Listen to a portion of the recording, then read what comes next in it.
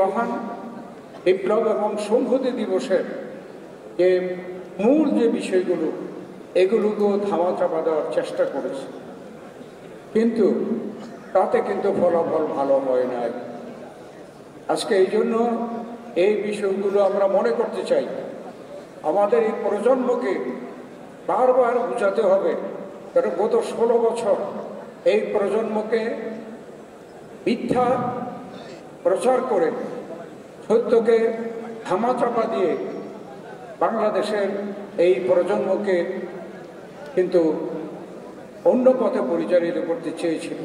তাই আমাদেরকে বারবার মনে করিয়ে দিতে হবে যে মুক্তিযুদ্ধ পিছনে তার আমাদের নেতা শহীদ জিয়াউর রহমান, এই সিপাহী জনতার বিপ্লবে তৎকালীন আওয়ামী লীগের শাসনামলে তাদের মধ্যে যে বিদ্যমান যে সংঘাত ছিল, বিদ্রোহ, কাউন্টার বিদ্রোহ, তারপরে কিন্তু একটা সময় আসলো ৭৫-এর নভেম্বর।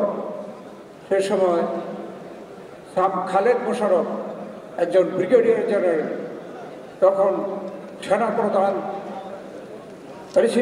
সেনাপ্রধান জিয়াউর রহমানকে তখন সেই সেনাপ্রধানের পদ থেকে সরিয়ে হাউস অ্যারেস্ট করে সে একজন ব্রিগেডিয়ার জেনারেল নিজে মেজর জেনারেল হয়ে সেনাপ্রধান হয়েছিল।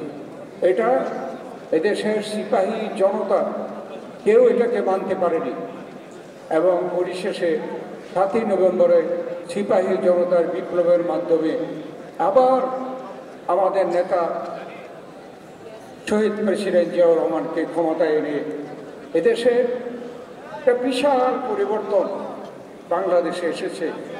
সংস্কার যদি প্রকৃতপক্ষে হয়ে থাকে, সেই সংস্কার শহীদ প্রেসিডেন্ট জিয়াউর রহমান শুরু করেছে।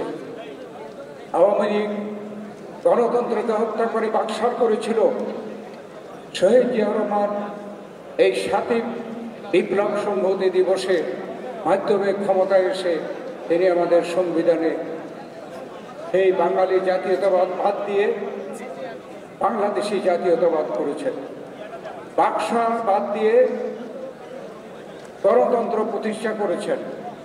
সংবিধানে যে একটি ধর্মনিরপেক্ষতা ছিল তা পরিবর্তন করে এখানে আল্লাহর উপরে বিশ্বাস এবং সকল ধর্মের সমান অধিকার প্রতিষ্ঠা করেছেন। আমাদের সংবিধানে বিসমিল্লাহির রহমানির রহিম ছিল না, এই সংবিধানে বিসমিল্লাহির রহমানির রহিম সংযোজন করেছেন। এদেশের অর্থনীতি সমাজতান্ত্রিক অর্থনীতির নামে এই অর্থনীতি লুটপাটের অর্থনীতি ছিল। শহীদ জিয়াউর রহমান সেই অর্থনীতি, সেই সমাজতান্ত্রিক অর্থনীতি বাতিল করে এদেশে মুক্তবাজার অর্থনীতি শুরু করে দিয়ে গেছে। সংস্কার যদি শুরু হয়ে থাকে, প্রেসিডেন্ট জিয়াউর রহমান শুরু করে গেছে। তারপরে আবার গণতন্ত্র আবার হারিয়ে ফেলেছিলাম। আমাদের নেত্রী, দেশের নেত্রী বেগম খালেদা জিয়া এদেশে ৯ বছর আন্দোলন সংগ্রাম করে সেই গণতন্ত্র ফিরিয়ে এনেছেন, এদেশের সংসদীয় গণতন্ত্র প্রতিষ্ঠা করেছেন। আমাদেরগুলো বলতে হবে, বর্তমানে আমরা সামনে একটা নির্বাচনের জন্য আমরা অপেক্ষা করছি, জাতি অপেক্ষা করছি। এই নির্বাচন নিয়ে ষড়যন্ত্র হচ্ছে, সেই ষড়যন্ত্রকে আমাদেরকে মোকাবেলা করতে হবে। যে ষড়যন্ত্রগুলো আমি বিস্তারিত বলতে চাই না, অযৌক্তিক, সেই অযৌক্তিক ষড়যন্ত্রগুলোকে আমাদেরকে মোকাবেলা করতে হবে। বাংলাদেশ জাতীয়তাবাদী দল, এখানে যারা বিভিন্ন দলের নেতৃবৃন্দ আছেন, প্রকৃতপক্ষে দেশে প্রকৃত গণতন্ত্রের পক্ষের শক্তি হইলাম আমরা।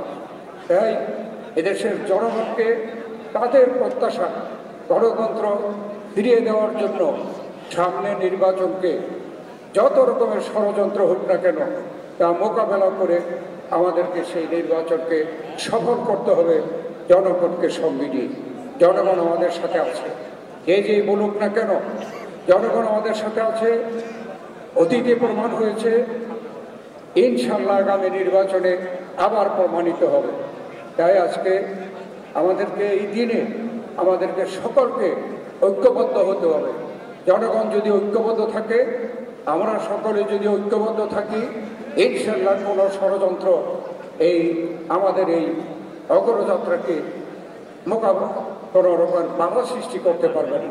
ইনশাল্লাহ সকল কিছু মোকাবেলা করে আমরা আমাদের কাঙ্ক্ষিত নির্বাচন এদেশে আদায় করব।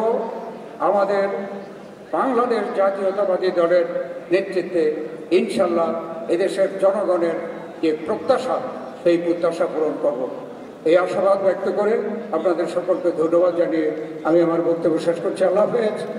খবরের কাগজ, নিখাদ, নির্ভীক, নিরপেক্ষ।